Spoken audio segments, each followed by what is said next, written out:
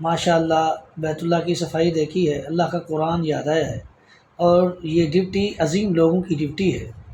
اللہ رب کائنات نے اپنے دو برگزیدہ نبیوں کو اس کا حکم دیا ہے، جد الانبیاء ابراہیم علیہ السلام اور ان کے لخت جگر حضرت اسماعیل علیہ السلام کو اللہ رب کائنات نے حکم صادر فرمایا، ان طہرا بیتی للطائفین والعاکفین والرکع السجود، کہ میرے گھر کی صفائی کرنی ہے رکوع کرنے والوں کے لیے، سجدے کرنے والوں کے لیے، اعتکاف والوں کے لیے۔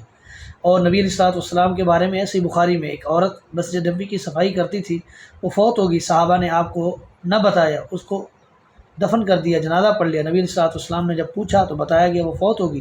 آپ علیہ السلام صحابہ سے ناراض ہوئے اور فرمایا مجھے اس کی قبر پر لے جاؤ۔